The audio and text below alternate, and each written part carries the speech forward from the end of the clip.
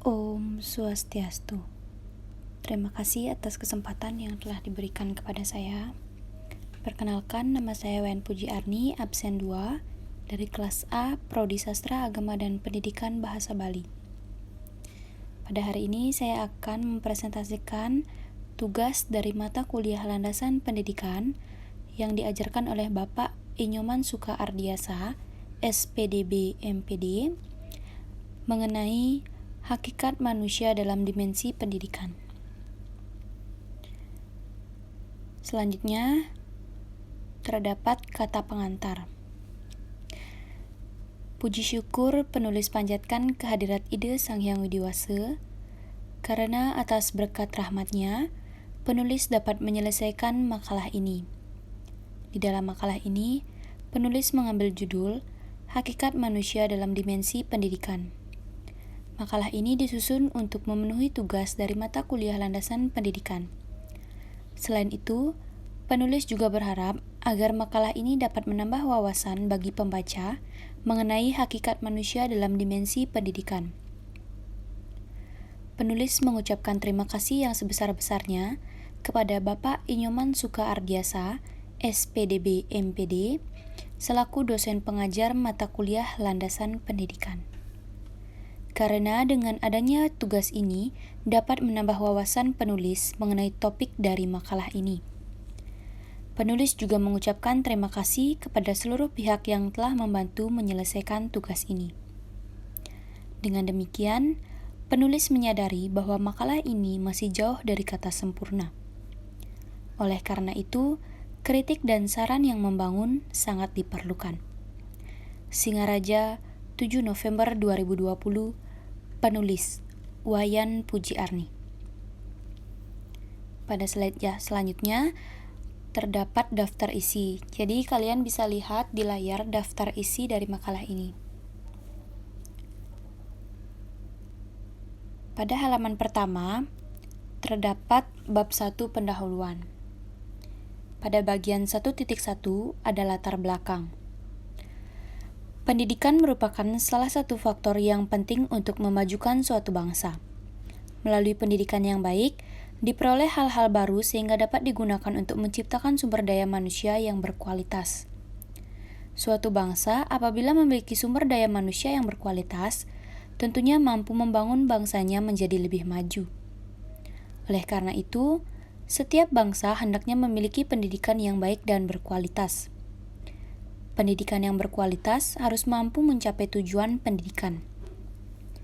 Tujuan pendidikan tercantum dalam Undang-Undang RI tahun 2003 tentang Sistem Pendidikan Nasional.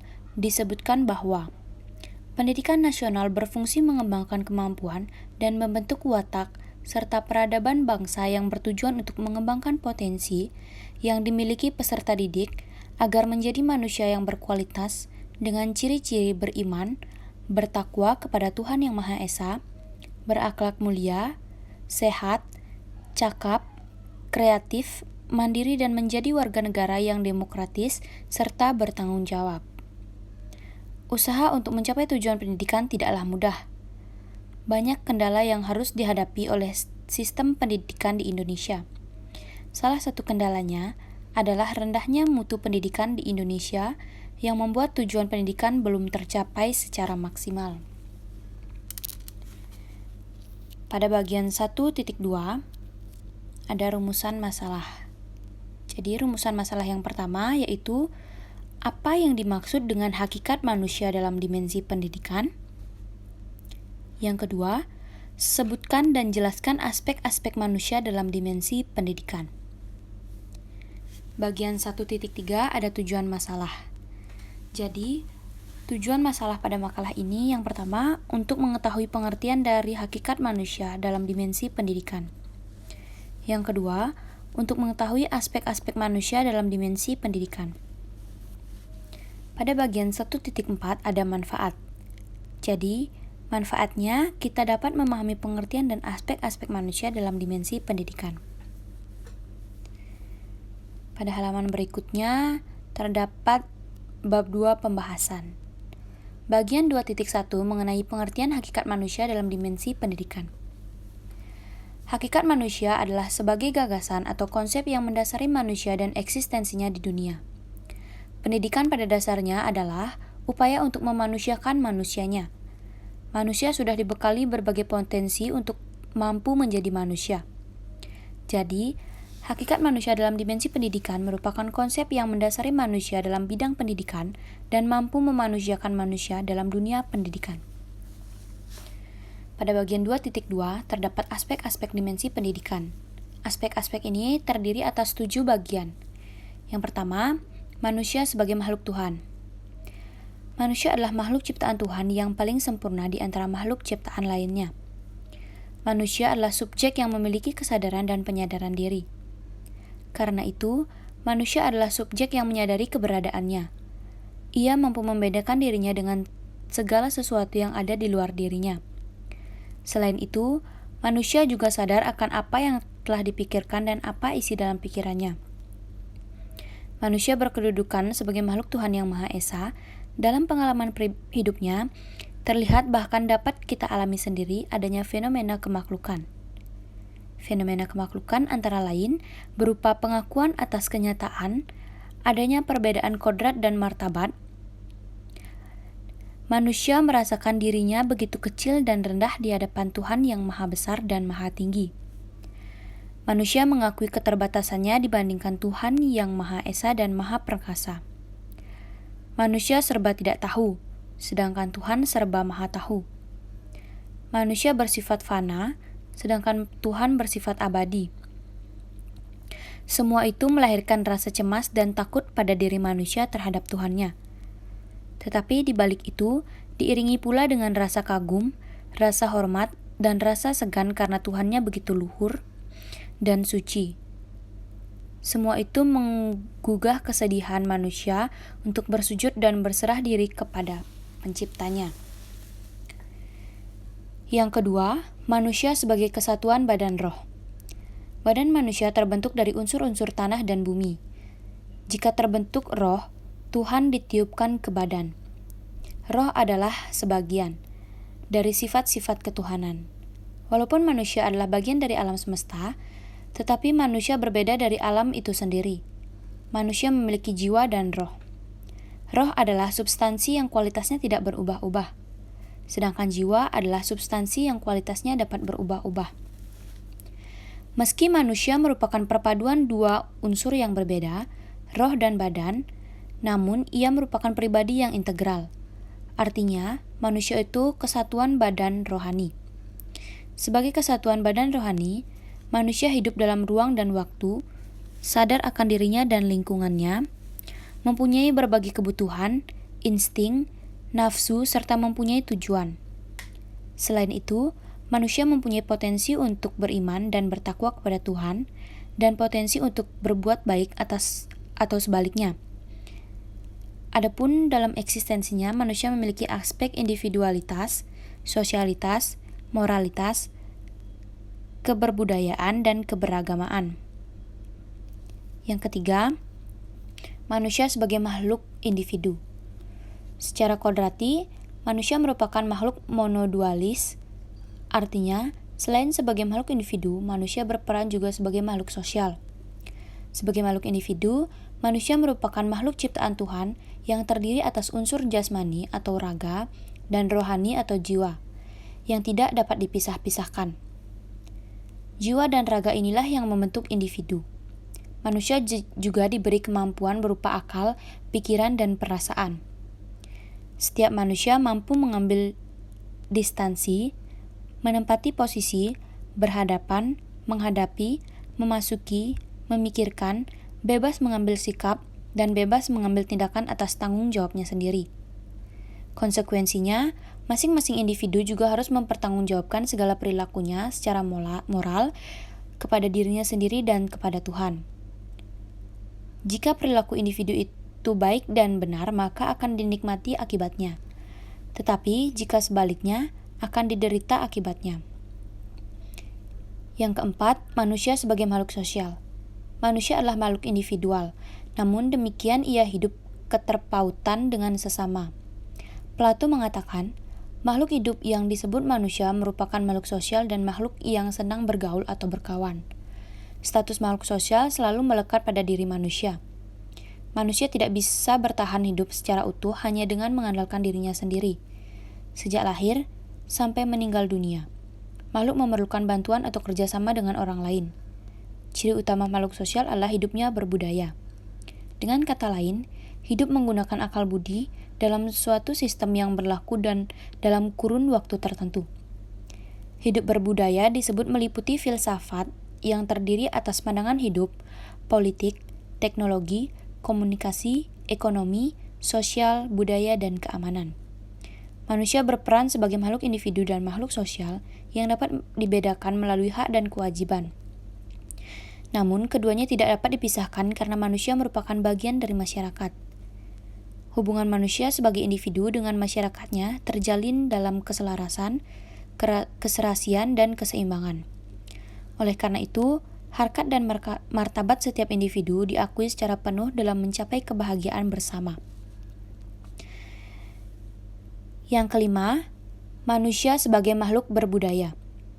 Dua kekayaan manusia yang paling utama ialah akal dan budi, atau yang lazim disebut pikiran dan perasaan.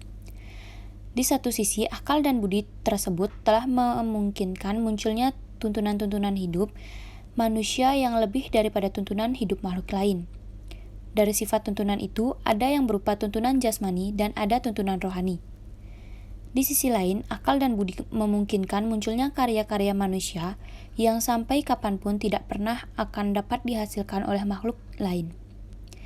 Cipta, karsa, dan rasa pada manusia sebagai hasil pikiran dan perasaannya terus melaju tanpa hentinya berusaha menciptakan benda-benda baru untuk memenuhi hajat hidupnya. Dari proses inilah lahirnya kebudayaan. Jadi, kebudayaan pada hakikatnya adalah segala sesuatu yang dihasilkan oleh akal dan budi manusia. Berbicara tentang kebudayaan adalah berbicara tentang manusia itu sendiri. Kebudayaan bertautan dengan kehidupan manusia sepenuhnya. Kebudayaan menyangkut sesuatu yang nampak dalam bidang eksistensi manusia. Manusia tidak terlepas dari kebudayaan. Bahkan, manusia itu baru menjadi manusia karena dan bersama kebudayaannya. Yang keenam, manusia sebagai makhluk susila. Asas pandangan bahwa manusia sebagai makhluk susila bersumber pada kepercayaan bahwa budi nurani manusia secara priori adalah sadar, nilai, dan mengabdi norma-norma. Pendirian ini sesuai pula kita lihat pada analisis ilmu tentang struktur jiwa. Struktur jiwa yang disebut Das Über-Ich, yang sadar nilai-nilai esensi manusia sebagai makhluk susila. Kesadaran susila tak dapat dipisahkan realitas sosial sebab justru adanya nilai-nilai. Efektivitas nilai-nilai, berfungsinya nilai-nilai hanyalah dalam kehidupan sosial. Tiap-tiap hubungan sosial mengandung moral. Atau dengan kata-kata, tiada hubungan sosial tanpa hubungan susila, dan tiada hubungan susila tanpa hubungan sosial. Hubungan sosial harus dimaknai dalam makna luas dan hakiki, yakni hubungan sosial horizontal ialah hubungan sesama antar manusia, dan hubungan sosial vertikal yaitu hubungan pribadi dengan Tuhan. Hubungan sosial vertikal bersifat transendental, sering disebut hubungan rohaniawan pribadi. Akan tetapi, kedua antara hubungan sosial tersebut sama-sama real di dalam kehidupan manusia. Keduanya pasti dialami semua manusia.